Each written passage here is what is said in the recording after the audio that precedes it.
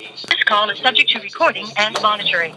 To accept charges, press 1. To refuse charges, press 2. If you would like to permanently block your number from receiving calls, thank you for using Securus. You may start the conversation now.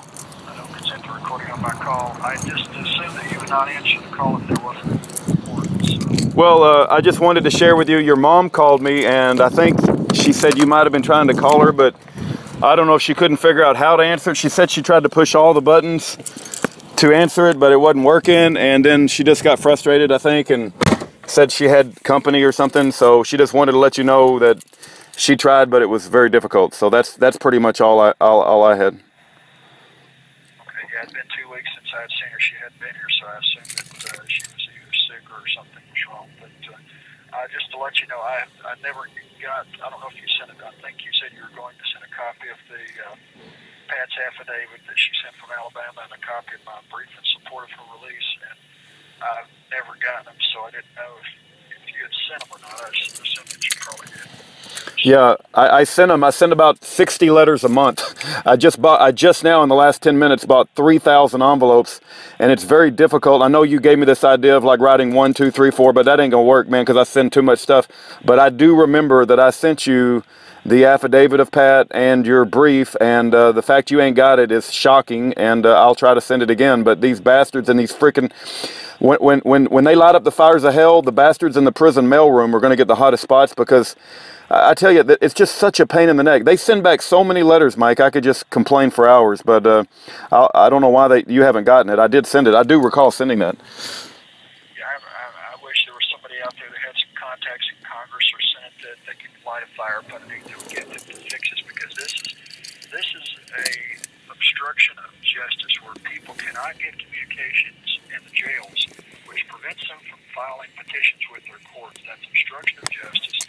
And they either are going to stand with the people who the country was founded and created to protect our rights, or they're working for the criminals who are running these corrupt corporations, and then they need to be gotten rid of also.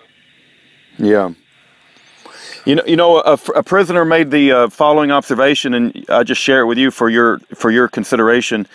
But he got sentenced to 15 years to life on a self-defense shooting. He killed somebody that broke into his own home, was coming at him with a meat cleaver, and he defended his own life.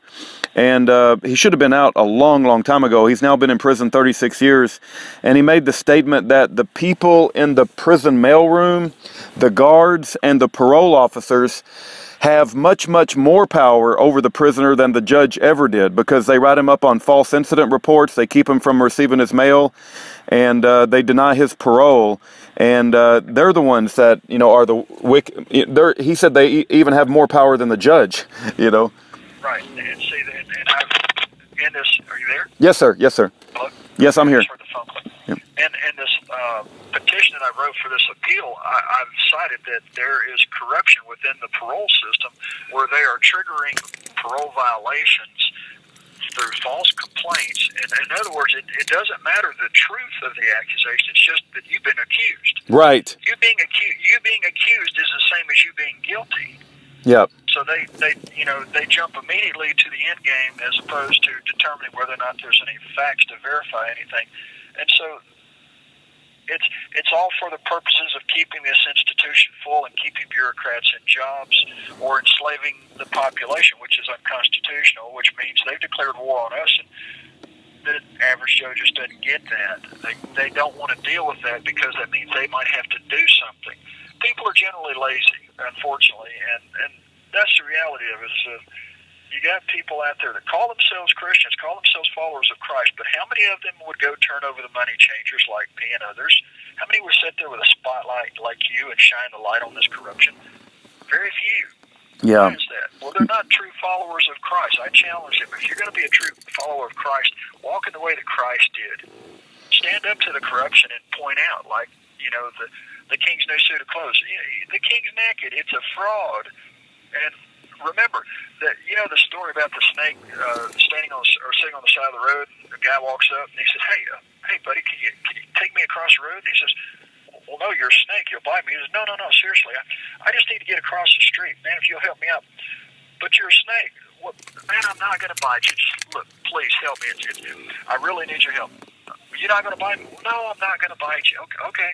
So he takes him across the street, goes to sit him down, and wham, the snake bites him. He says, what'd you do that for? He says, well, I'm a snake. That's what I do. Yeah, right. These attorneys and judges, they're liars. They're professional liars. People put their faith in them. It's like, well, I got to have an attorney. They've been so conditioned and brainwashed in thinking that they've got to have an attorney who's a professional liar, and that's what they do. Yeah. So when they tell you they're going to help you, and then they don't, even though they know how to work within the system to keep you out of it, but they don't, they help you go into the system for the benefit of the system. That's the snake biting you, and you don't know it until it's too late. Yeah, no, you're absolutely right, Mike. Let me quickly share too. A guy bought a pair of shorts from the commissary. They were approved to be sold through the commissary. He was written up by a guard because they had pockets. He's like, well, I bought them through the commissary. They were approved. So he had to get privileges taken away. Another guy got a false TB positive test. They threw him in a dog kennel, like a hole, you know, where he has to stay in a dog cage away from everybody else for months on end, till they finally reran the test and said it was a false positive. Another guy, they said, was running a business with me. Absolutely untrue. Complete lie. He was not running a business with me, and he's still in the hole right now. He's been in the hole like several months. I mean, these false incident reports are as common as anybody can imagine, and there's people in prison are suffering because these guards, they take pleasure in like creating problems and harassing the prisoners. Have you been able to run the numbers off my mail to see if those packages, those boxes of legal mail have been delivered? No, but I did send you a copy of the receipt, so you'll have a copy of that pretty soon. If they give it to you, I guess they're not giving you my dang mail, but if they give it to you, you'll have a copy. But I can run the numbers when I get back home, maybe.